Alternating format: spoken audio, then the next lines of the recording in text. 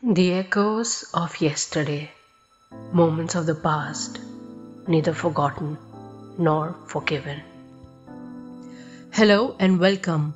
I'm Saloni Mathur and you're listening to my weekly podcast, The Echoes of Yesterday, where we talk about some of the most horrific and key events in our history that left scars in our heart we are still healing from.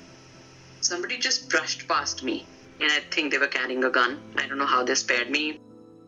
Stuck at Mumbai's crown jewel, the Taj Hotel, for 18 hours during one of the most gruesome terror attacks the world has ever seen. Shujita Mathur recounts the events of that fateful night on our podcast today. We have reports about an explosion that took place on the top floor of the old Taj building. Fire coming out of the top of the dome of the old Taj Hotel and a huge plume of smoke.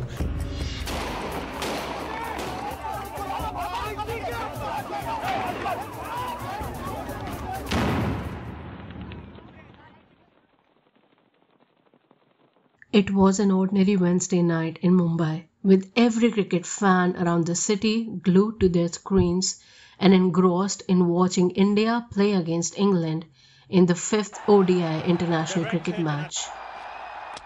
He's bowled him inside edge onto the stumps. With nearly empty shores and fishermen preoccupied, nobody saw the 10 men carrying heavy backpacks disembark on a small boat, dividing themselves into groups of two and going their separate ways. Two of these men hailed a taxi to the very famous Leopold Cafe, but before dismounting the cab, they left a package inside it.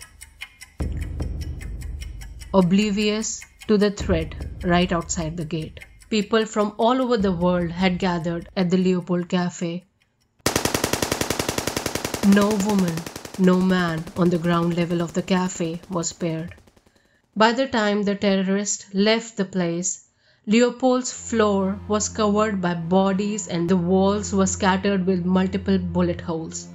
The next target of this merciless attack was the Taj Mahal Palace, a heritage luxury 5-star hotel considered one of the finest hotels in the East since the time of the British Raj.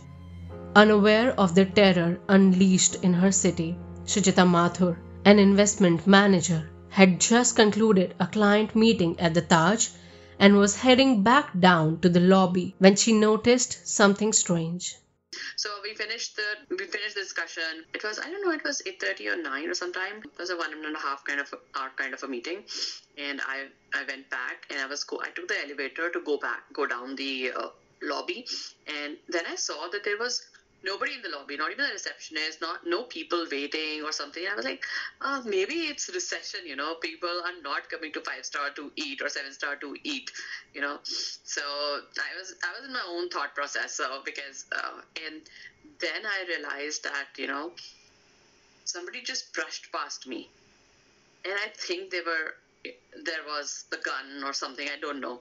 So I saw those jeeps going in, something going in, some in car or something, some people going in, like those white kurtas and like typical kind of a thing. So I thought it's is it like a Muslim Hindu riot which has started, because somebody shouted, oh, there is a riot going on, somebody ran. So I ran with them, and that's where I saw that it was not that nobody was there on the in the lobby, the reception that was there, somebody was dead lying there. And then there was this shop. There are those shops in 5 stars and 7 stars, those jewelry shops and high brand shops. And the glass was shattered because it had, somebody was shot. Somebody was lying there and this was shot. So I could see that. That's where it struck me that, I couldn't get to the point of like terrorist attack. It was still like a religious riot kind of a thing, because that has happened in past. So I thought something like that has come up. So there are those big pillars in this lobby, like big stone pillars. So this person who shouted that, oh my God, there's a riot going on. He hid behind that, and I went with him, and then I realized that, oh my God, if there's a riot and somebody has a gun or somebody's coming in, the pillar won't save me. Even if they are in the building, let me take my chances of going to the room because I knew my client's room. The elevator came, I went inside. There was this couple, and they were like, "We are going to the roof," because the gravity of the situation and was not so much over there that time. We didn't know what was happening. Nobody could predict it. So there was this couple. I said, "There is something going on. There's a riot or something. Don't go to the lobby or don't go to the first floor kind of eating." Because they were all dressed up for a dinner date or something. I don't know. They were like, "Oh, is it? Then we'll go to the rooftop." And I was like, "There's a riot going on. How will it get, So I didn't say all this to them, but I was like, because even I didn't know the gravity of the situation. So I was like, okay, go to the rooftop. I mean, somebody might not come to the rooftop. So this is all in hindsight that I'll remember that I don't know what happened to that couple because rooftop was also devastated. The terrorists were inside the hotel, their gunshots and grenade explosions filling the air with the sound of the unwarranted massacre. Those gunshots were like in my lobby when I heard them, and the lobby just below me. That's where I heard them. So the Taj has like 2 hotels, 2 buildings. So I was in the new one. There was an old one as well. So I think bombs were detonated here and there as well. So you could feel that shake. You could hear the gunshots. Those and the bombs is what you could feel. While Taj was under siege, the other group of terrorists had attacked the Oberoi and Trident Hotel, Kama Hospital, Nariman House, and one of the most crowded railway stations in Mumbai, the Chhatrapati Shivaji Terminal, simultaneously. At about 10:15, they ran out of the station, still firing at passers-by. 2611 targeted every layer of Indian society, every class of people living in India's maximum city. In the past few years, India had been shaken repeatedly by terror attacks blamed on militants, but this was more sophisticated and much more brazen. The terrorists shot anybody and everybody inside. They were on a mission to take as many lives and cause as much damage as they could. It was only during the early hours of 27th November that the rescue mission, led by the National Security Guard of India, began. This was after like 15 hours or 16 hours. So where I could see that dead bodies going in, and then I was... So that actually told me that the rescue mission has started. So there is something under control. So it took a long time. Till the time my phone battery was there, I could actually even get some updates, but we tried not to, call or pick up phones because it was risky.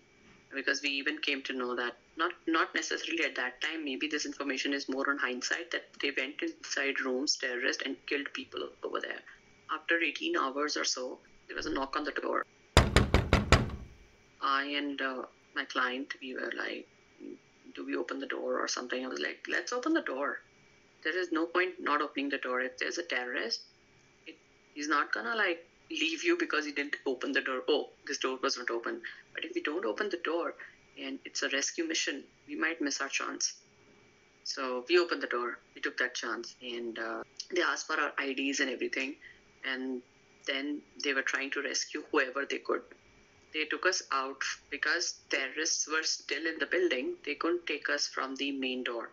They took us from the fire escape. But they told us not to look down. I didn't look down. You were walking and you can feel whom you're stepping, where you're stepping, but I didn't look down, and there were tear gas anyway, so not much you can see, even if you want to, but I didn't even try. But you could feel it, what you're walking on. Yeah, I was definitely walking on people, probably dead bodies. With bodies piling up and the wounded desperately seeking safe haven, it was still not the end. The package, or rather, the bomb the terrorists had planted in the cab, went off in central Mumbai, killing the driver and the cab's 2 occupants, while injuring 19 other people. The attack went on for another 2 days, and it did not see an end until the 29th of November, leaving in their wake a total of around 175 people dead and more than 300 wounded. 9 of the 10 terrorists were finally killed, and one, Ajmal Amir Kasab, taken into custody. And all crucial leads into the 26/11 attacks on Mumbai are coming from one man. 21-year-old Amir Kasav confessed to being trained in Pakistan, also made chilling revelations about how they wanted to recreate another 9/11. Guilty of all charges, Mohammad Ajmal Kasav, the sole surviving gunman in the Mumbai attacks, was convicted on all 86 counts, including waging war against India. Though this detailed and expertly executed terror attack highlighted the incompetency and helplessness of India's defenses, it also brought into the light the compassionate spirit of the nation. The employees of both Taj and Oberoi hotels went beyond their call of duty to save their guests during the terror attacks. After an hour or so, we got a call from the reception that switch off your lights, switch off everything, just no noise, and stay away from the windows and everything. So we did that. And the city came to help each other. It is incredible what Mumbai spirit is. I cannot compare Mumbai to any place in the world. The way people come out of it and the way people come together. If you're living in a building, you might not know your neighbor. But if you come in a catastrophe, this is amazing how people come out on streets to help you. The attack of 26/11 left a lasting impact not just on the nation but on the world. It was an act of violence that the world should not and must not ever forget and always be prepared for.